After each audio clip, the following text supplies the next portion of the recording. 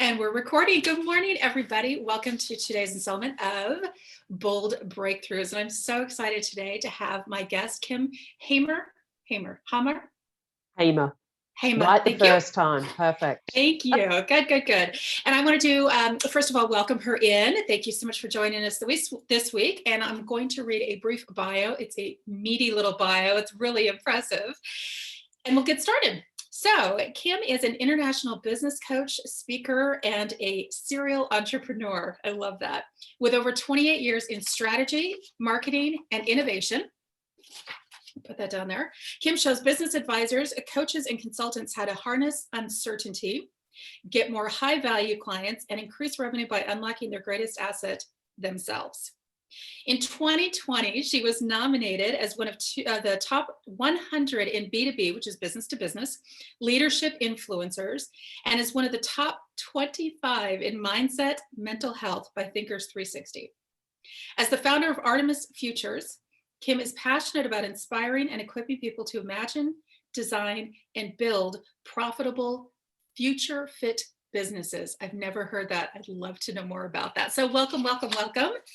And where is it? You're in Ireland? You're in the UK, correct? I'm in London. In You're London, in in London. the UK. Yeah, you are in the UK. What time is it there? It is 7 minutes past 5 in the evening. Not too bad. We're not keeping you up. Yeah. Coming up to 9 o'clock. Exactly. Well, some could argue that's any time, but we won't talk about that. So let's get started here. I wanted to know, we talked briefly about Artemis. So tell me, what was your passion? What was your inspiration to getting Artemis started? It's an interesting story. I thought I'd always be a corporate girl. That was just who I was for myself. When I looked in the mirror in the morning when I went to work, that was who I was. And I never envisaged being an entrepreneur. And in 2016, I was working for a global packaging company, and we got acquired by one of our competitors. And instead of deciding to go as part of the innovation team to Colorado in the States, I decided to take the package that was on the table and have the gap year I never had, thinking I would have a lovely gap year. I'd get recentered, I'd know what I want in my future, and then I would come back and get an amazing job, right? That was the plan. So I had my year. And then I came back and, I was looking around for roles. It was about 9 months later that I thought I'd found the perfect thing. I thought, this could be the thing for the next few years.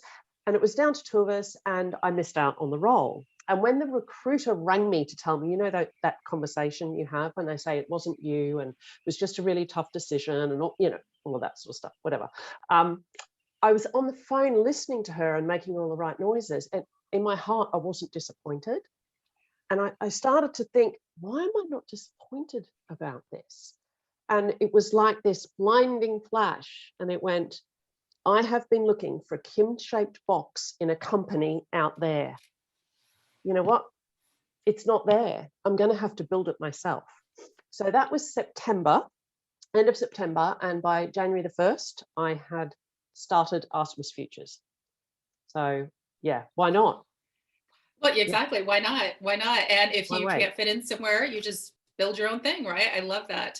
Find a way. Yeah. Find a way or make a way, right? Yeah. So that sounds like an amazing, I'm sorry, go ahead. I was just going to say, but it was just a moment where I almost went, like the switch went and there was no other option. It wasn't like, oh, I'm choosing to do this. It was like a moment and everything shifted. And I went, I almost can't look for a job now. That wasn't even on my radar anymore. Yeah, it was an amazing shift. And I love that you gave that a second thought. Like for a lot of us, we would think, oh, well, it just means that I am trying to talk myself into the fact that I lost this job and feel better about it, right? But I love that you really tuned into that and you're like, wait a minute, maybe that's not for me anymore. And that you were courageous enough to make a shift and think, could I do this? Absolutely, I could do this. Why not do this, right? Yeah, I don't know whether I can do this, but let's try. Exactly. Yeah, because you could always go back and find a corporate job if you wanted to, right? So I know that it probably wasn't all sunshine and roses along the way. So what were some of the challenges that you came across and how did you overcome those? Oh my goodness. I mean, there's challenges all the time, I think. And what I've noticed over the last, because it's only been just over 2 years since I've been an entrepreneur. And what I've noticed is that it's not that there are any fewer challenges, it's that I've become more resilient and more adept at handling them. But one of the first things the first couple of things, the first thing was, I've always been really well networked and well connected, and I could always tap people on the shoulder and help them, and they would help me. So I was really used to that. And all of a sudden, I went out into the entrepreneur space, and I had no one in my circle who owned their own business. So people, when times were tough or I was trying to work out what I was trying to do, people were supportive, but it wasn't helpful, because I needed to start to surround myself with a new community. So I needed to surround myself with people who were at the same stage as me, doing the same thing. So I had some, like a cohort, if you like. But then I also had to look at people, maybe not who were kind of like 5 or 10 years ahead, but who were a few years ahead, who remembered what it was like when they took their first steps and could give really practical advice, not just in what to do, but in that it's normal to feel the way you are. And this is kind of a way to address the mindset issue of it. And the second thing was pitching my value. I thought the first time I stood in front of a room full of people and asked them for money to come and get coached by me, I thought I was going to be sick. And I've presented big projects to boards and all of that sort of thing. But suddenly it was me I was asking them to pay for. And that was huge. I was so scared of that. Yeah, so they're the two of the really early hurdles, I think, that I didn't expect to struggle so much with. Exactly. And you brought up 3 really good points that I want to touch on really quickly there. So first, you said that, those challenges are never over. And I think as an entrepreneur, you tend to think, well, it's going to be a struggle and it's going to be, hard work in the beginning. And then I'll get to sit out on my yacht and golf for the rest of my life. And that's not what happens, right? You soon realize new level, new devil, right? So in the beginning, you're thinking, I just want one client. I just want one client. And then ultimately you get to the point where, like, I have too many clients. And now I'm between the point of, I have too many clients. I can't service them all well, but I'm not quite at the point where I can afford to bring someone else. Like, there's just and that's good. That's good. That means there's growth happening there. But I think it's really good for us to realize right at the onset, especially as an entrepreneur, that you're always going to come up against challenges. And just to flex your resiliency muscle and build that resiliency muscle. Number 2 was that I love the fact that you reached out to other people, because I think as entrepreneurs, we all of a sudden, and you touched on it, we find ourselves on a little island, right? All the support is gone. The marketing department's gone. The HR department's gone. And all of a sudden, the product that you're talking about is you. And that brings it to your vulnerability hits a whole new level when you're talking about yourself as the product. Excuse me. And so I think it's really important that we reach out to other people and say, I can't do this alone. And nor should I have to do this alone. There are people that have gone before me that know this, right? That already have the mud on their knees and the mud on their faces and know what they're doing and can help me. So that's really important to reach out there. Really important lessons. So go ahead. No, I was just going to say what we also, I think the more we go along, because others are entrepreneurs with us, we all come with different skills. And as I went along, all of a sudden, I realized that with all of my marketing and strategy background, it might have been corporate, but I saw the world in a different way. And I saw solutions to some problems in a really clear way that could help other people. But I didn't realize that at first. I just thought, why does no one appreciate me? It took me a while to really grasp what I had, I guess, and how other entrepreneurs helped me to see that, because we're not all cut from the same cloth. Yeah. And I love that you say that, because don't downplay your skills, right? Something that you take for granted. Someone else looks at you and goes, oh my God, you're a genius at that. And you think, really, that? No, that's not really one of my strong points. It's like, no, to other people that is. And it's all about the collaboration, not the competition. Definitely. So the more that we can look on other people as, you know what, I'm not good at this, and I admit that I'm not good at this, but you're amazing at this. Can we talk about doing some sort of collaboration or mind swap or, something along those lines? So I love that. it truly takes a village, right? Even as an entrepreneur, it takes a village. So with a lot of coffee.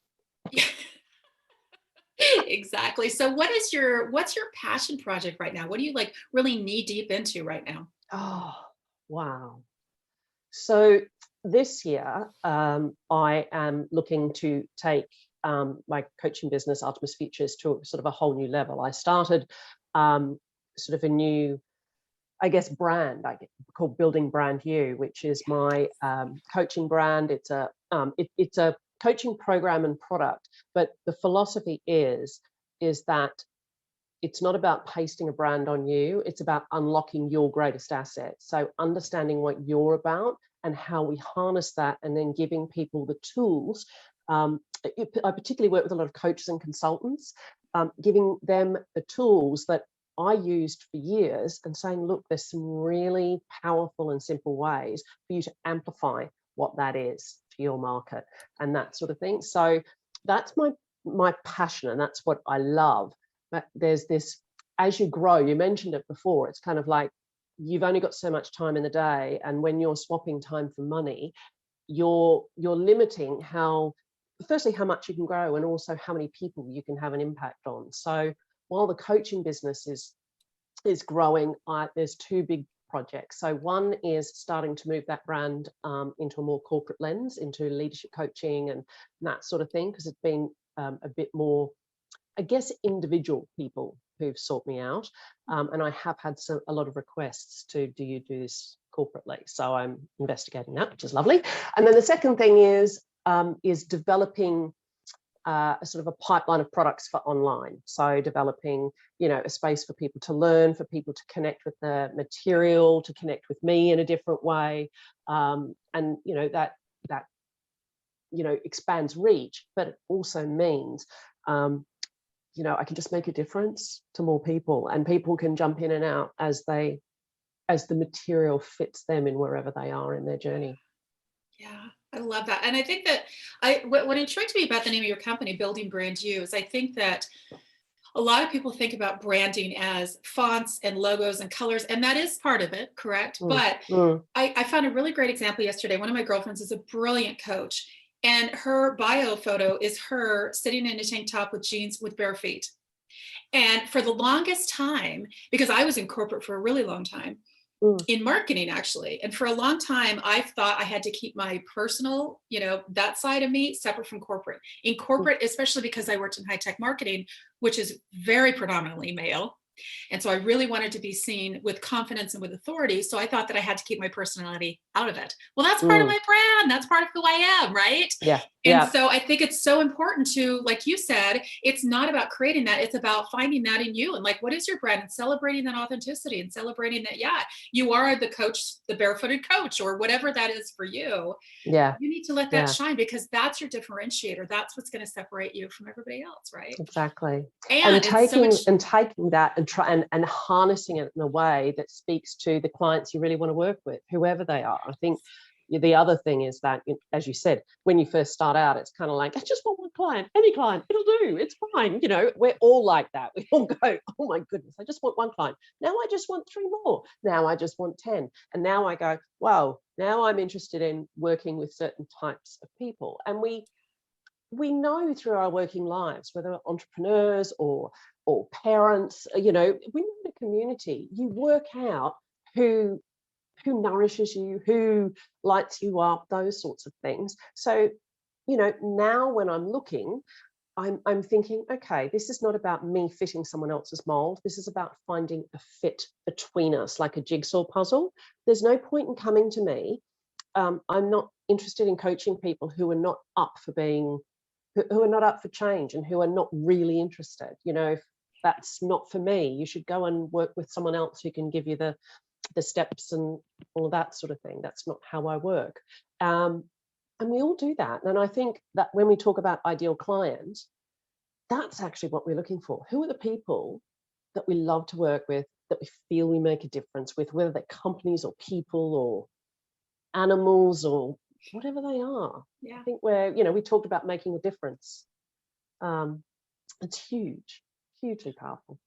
Yeah, and it's so much easier, I have to say, for pretending for so long, right, that I didn't have a sense of humor or different personality. It's so much easier when you're authentic, right? And you attract the people that vibe with that. And those are the Yeah, people you want to work with. You don't want to work with people that you are pretending not to be like, right? yeah, yeah. Yeah, exactly, exactly. So what is along the way, whether entrepreneurial or otherwise, what's the best piece of advice you've ever received?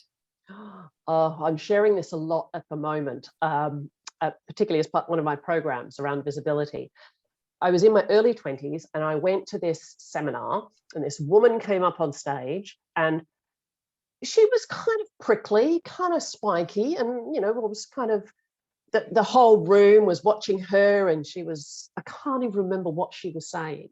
There's something on leadership. And she said this thing, there'll be 5% of people in the world that will never, ever like you. So, and she went on to talk about it a bit more, but it was such a liberating moment for me.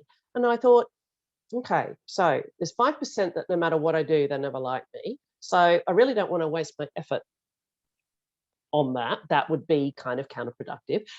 Secondly, I don't know who they are. So, I don't want to run around guessing. So I guess I just have to be myself. And, there's always stuff we can learn. There's always stuff that, we grow as we get older. But it was just so young, so young in my career to have that, wow, 5% will never, ever like me. And that's okay. It's okay not to be liked. Yeah. Wow. Exactly. Yeah, exactly. And I think that that allows you to focus on the people that you do like, that will vibe with you, to realize that you're always going to have critics. There's always going to be trolls. There's always going to be those keyboard warriors that attack you from behind a screen, right? And that's okay. Those aren't your people. So they weed Yeah. themselves out is kind of the way I Yeah, look at it, exactly. right? There's 8 Yeah. billion of us on the planet. I don't need to have everybody like me, really. No, Yeah. exactly. Yeah, exactly. I love that. Okay, that's going down in my book. I keep a book of like piece of advice and quotes. That's the other thing I like to Yes. collect. So, Okay. so thank you. Yeah. So, what's a habit that's been instrumental to your success? Ah, oh, there's been a few, but I think the the one that really has helped me in this entrepreneurial space is the advice I got from a coach was feed yourself first. So it's a bit like putting your oxygen mask on first. But the way that shows up for me is that every week on a Sunday night, I will sit down and just for half an hour, and I will look at the week ahead. And I'll look at what's already in my diary. I'll look at the work that I'm planning to do. And I will actually map out the week in terms of what I have to do. And that comes from a habit I learned right at the start of my journey, which was running a 30, 60, 90 plan. So it's 30, 60, 90 days. So I work on the current month, the next month, and the next month. It's an A3 sheet of paper with pencil scribbles across 6 columns, and it's whole of life.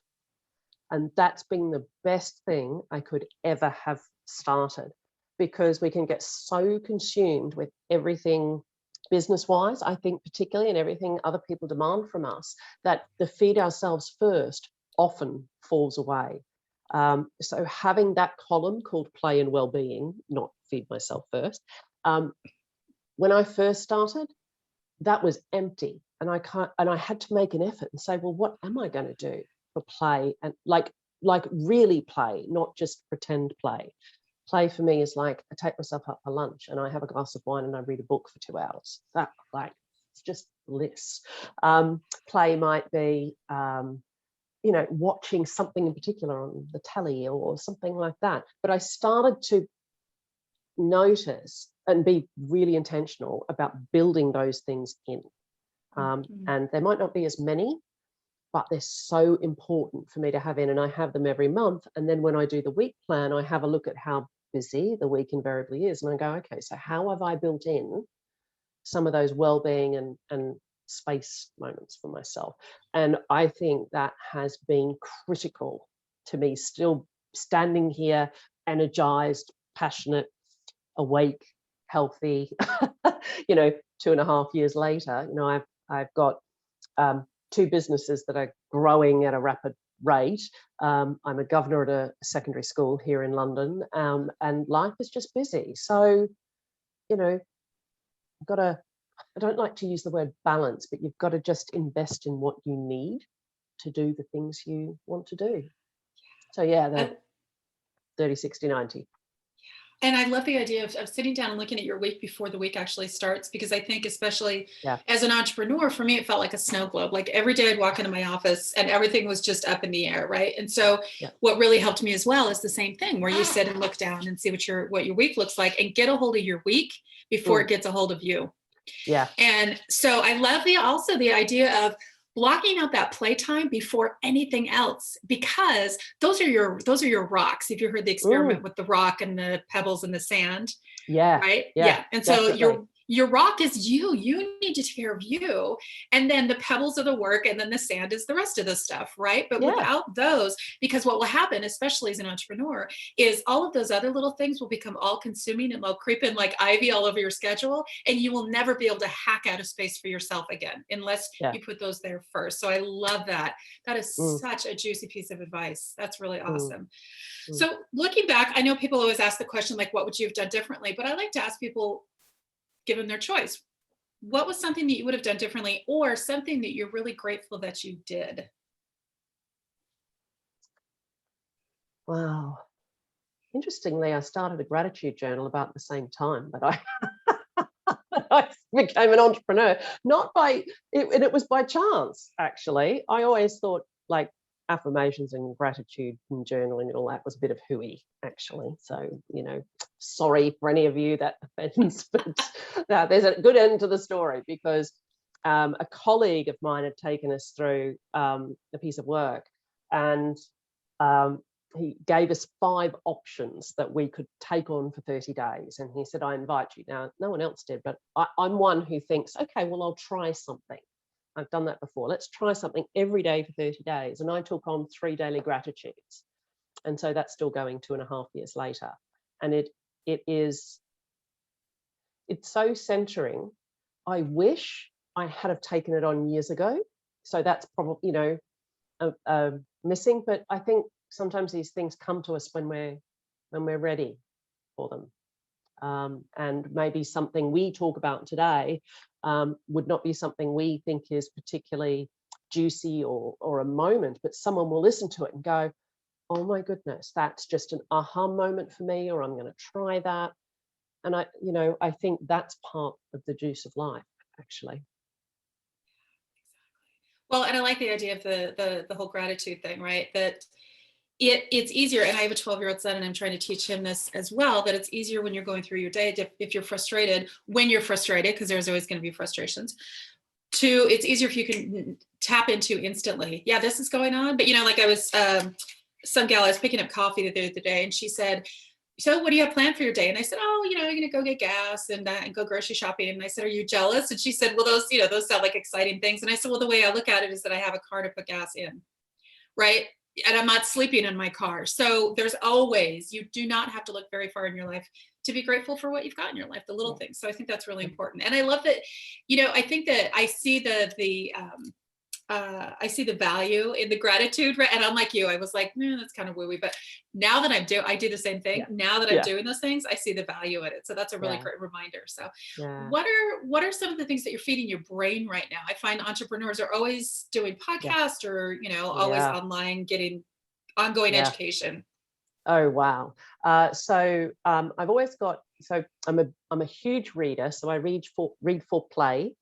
Then I always have some sort of business book on the go, whether it's an autobiography or something like that. I've just finished reading Blitzscaling, which was written by Reid Hoffman, who started PayPal and LinkedIn, and sat on the board of Airbnb and Facebook and stuff like that. So, and it was fascinating to just get a different perspective on why and how those companies sort of seemed to transform overnight.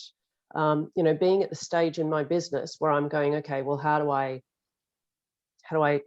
scale my own business? And then I have a second business with 2 business partners. And just thinking about, I'm not interested in just always trading time for money. I want to scale, because you know, I know in 3 years' time I'll be going, oh, I'd like to expand and do that thing. And if I haven't done the work, I won't have anything to sustain what I want to do. So the scaling thing was amazing. And I just loved the different perspective. It really made me think about some of the behaviors and habits. And the other one, I love listening to the Tim Ferriss interviews. At first I went, oh, these are so long. But actually, they're the things I listen to when I'm doing my weekly plan or my monthly plan. I just put them on in the background. Fantastic interview recently I listened to, which was with Michael Phelps and Grant Hackett, who are Olympic swimmers. Now, I'm Australian, so I know, I knew of Grant Hackett and his rise to fame. And then Michael Phelps sort of came as sort of Hackett was sort of in his ascendancy and that sort of thing. I didn't realize the two of them had become really close friends. And that's what this whole interview was about, exploring the friendship and how they support each other and all that sort of thing. So I just think that combination of just listening to other people, reading different stuff, is so important.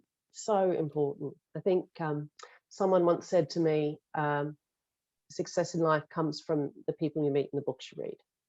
Mm. I didn't realize how true that was until I sort of got a little older and went, okay, yeah, maybe you were right.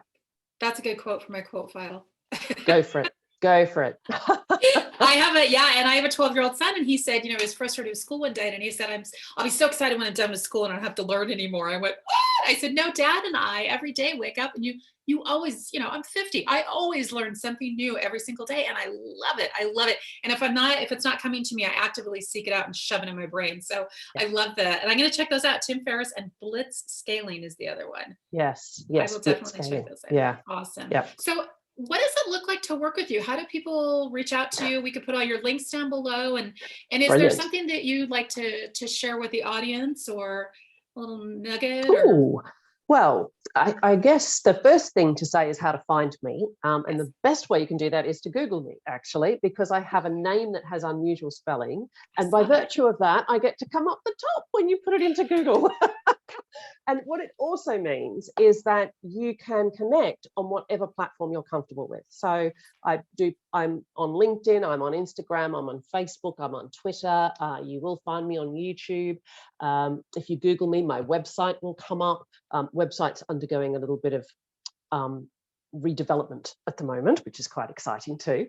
But there's lots of ways to connect. A link I'll also provide for you is a way to just book a 20-minute chat with me. So if you're interested in learning more about building brand you and potentially how it can help your business, you can sort of come to the call with a bit of a problem that you're dealing with at the moment in your business, and we can have a chat about that, and I can talk you through how the building brand you philosophy would help you to do that. So that's probably the easiest way, but I post a lot. So I post a lot on all those social media channels. So follow, like, share, get in touch, go for it.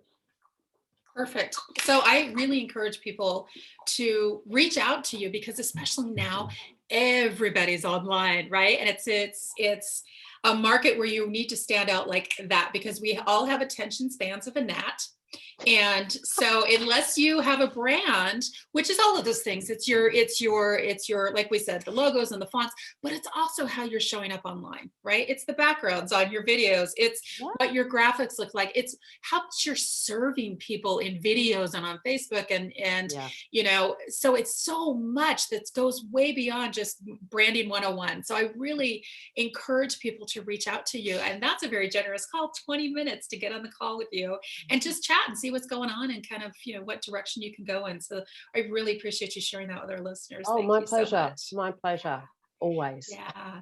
And is there anything else you'd like to leave us with today that we just didn't cover in our interview? Oh, what else could I say?